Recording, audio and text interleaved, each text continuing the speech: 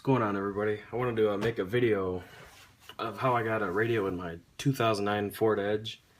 I've had the car for coming up on like a year and a half, 2 years now, and it had the basic radio, the 6-disc changer with MP3 and satellite and all that stuff, but it wasn't touchscreen or anything like that. Just the basic Ford radio. And I apologize about the background noise. My dogs are being hyper right now. But there was really nothing when I looked online that said it would fit that car for me to throw an aftermarket radio in. And that's the one thing I missed. I love my new car, but I missed having an awesome radio. I had the basic sound, like it's got 4 speakers, one in each door, and then 2 tweeters up in the pillars, and then just the 6-disc changer, and then a sub in the back. So that's all I had. When we get out there, I'll show you that. And it had the sync, which seemed to make everything 10 times harder, so I thought, which has the USB port and the auxiliary input in the center console.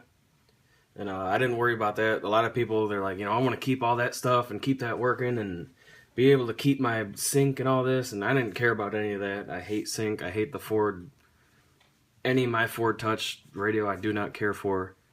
But, this radio replaces all that. It does all that, and it does it 10 times better and 10 times cooler, and it looks a million times better doing it. But I want to show you what I used to get this radio in my Ford Edge. It's a 2009, but it should be the same from, I think, 07 to like 2011, I think, is that generation. I'm eventually going to get aftermarket sub and all that, but at the moment I just wanted to keep my stock sub, so I could have some bass. And the harness I use is a Metra. Sorry, I ripped the bag up, but up here it's a 70-5521, and this comes with I think it's a 24-pin harness, one big one with like your speakers and your power and ignition and all that, and then a separate 4-pin one, little tiny square one, with 2 blue wires and a pair of RCA cables. That's for the sub. So this comes with both of those. I think I paid like $7 or $8 on Amazon, and I got the free Prime trial, so paid all this stuff I got pretty cheap, and I got 2-day shipping on everything, so that was awesome. So that's that. That got everything I needed for the radio, besides the antenna adapter, which is this right here. And it's Metra Antenna Works. I think it's, yeah, that's Metra. And it's a 40 CR10. You can see that right there. And a lot of them say Chrysler vehicle antenna adapter cable. Obviously that takes the Ford cable and turns it into the universal one, which I don't know why that's still a thing. Every radio should have that same damn cable. So there was that. I think that was $5 or $6 too. And then dash kit for a double din, single din with the pocket. If you wanted to do 2 single dins, like a lot of people do, a single din and then like a DVD player or a standalone EQ or something like that. It was the Metra 95-5812. Real easy to put together. So there's all that stuff. That's essentially all you need to install the radio. Then of course the radio of your choice, double din, single din, whatever you want. I went with a double din. I went with a new Pioneer they got here. It's adjust my camera.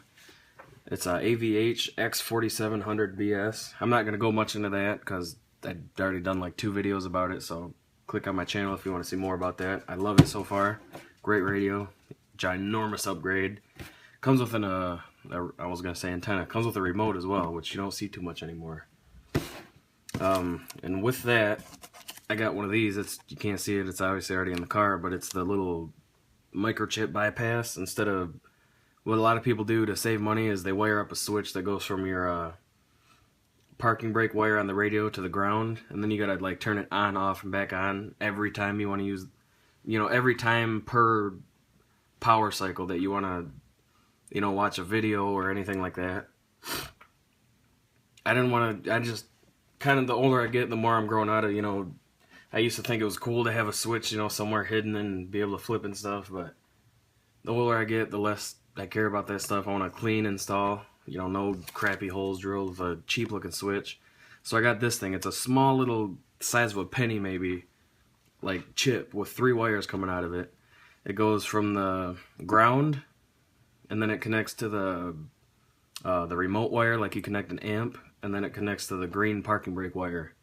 And then basically anytime the radio comes on, it's bypassed. Like I gotta hit OK once, just, you know, same thing like you always gotta do, but there's no more flipping a switch and all that stuff. So I think this was like 10 or 15, but worth it in my book, because if you buy a switch and some wire, that's already $8 or $9 for a decent switch. So, and then one thing I want to talk about too is I got a voltage regulator for the wire harness. Ford, for some reason, their amp turn-on switches only used 5 volts rather than 12, which is what any aftermarket radio puts out. So obviously, if you connect just the sub remote wire to the blue on this, which is, you know, what you do with that small harness, it would turn. I guess it makes like a loud pop or a thump every time you turn it on and off. And I didn't want that. You know, it's just, if I could, you know, a couple bucks and a little bit more of my time to get rid of that, I'm happy. So I went to Radio Shack. Thank God one of them in our town stayed open, even though everything else closed. You can see that's what it looks like right there. I should have made this before I installed everything, but I wanted to make sure it worked before I did it. So this was, I think, like $1.97. It's a 5 volt voltage regulator, and it's also like a tiny little chip with 3. It's just got like 3 pins coming off it, so I just soldered the wire to the pins. But this takes 12 volts and steps it down to 5. So basically what happened was you got a ground, of course, and then you got an input, which is the blue wire from the radio, and then the output, which was the blue wire on the harness. Because the harness outputs to the amp, which, you know, when the radio turns on, it turns the amp on. So that's no issues there. That took me an extra maybe 10 minutes because I soldered everything, and I'm terrible at soldering, but I wanted to do it anyways. So we'll go out there and check it out now so I can show you everything. Okay, so the radio's already installed. And that's what it looks like. I painted this. This used to be like silverish like that. I just didn't like it. My wheels are white, so wheels and car are white, so you know it matches. It's a Ford Edge. It's a 2009. And the only thing really that you lose going with that cheap harness is your steering wheel controls and like your inputs that are in the center console. There's harnesses you can buy that are like $75 to all the way to, I've seen like up to $300, that basically plug and plays and keeps everything. Like you use this USB input, you know, it keeps your steering wheel controls, keeps the sync, which I don't understand why you would keep that if you're buying a radio that's got all that stuff. But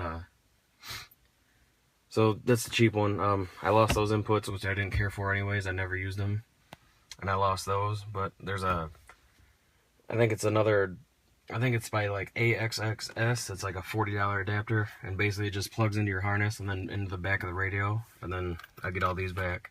The only one I miss is volume, but oops, get that focus there. The only one I miss is volume, but when you have a remote, you know, you kind of just essentially forget about those. So a lot of people were worried about when you open the door, you know how you're or not when you open the door, but when you turn the car off, the radio stays on until you open the door. That still works. So I'll show you, you know, put my key in, turn it on. This radio takes a second to turn on, but there it is right there. It works. Let me go to a different source here. Let me go to radio. So it does work. Don't want to keep that down, keep the copyright, all that stuff off my video.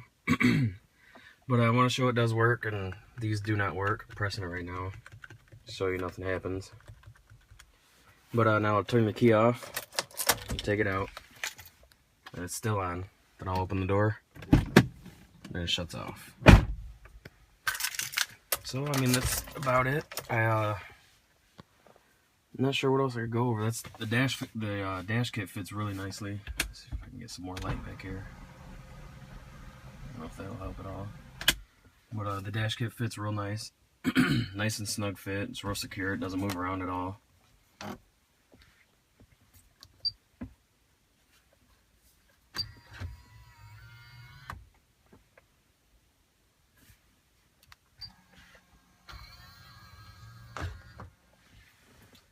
So yeah, hopefully that video helped somebody out.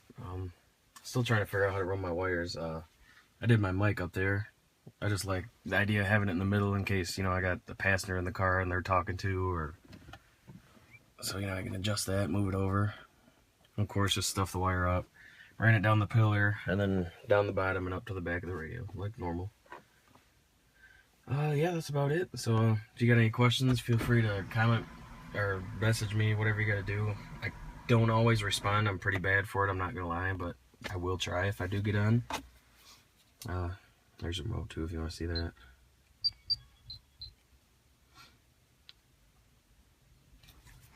So yeah, hopefully this helps somebody out. Thanks for watching.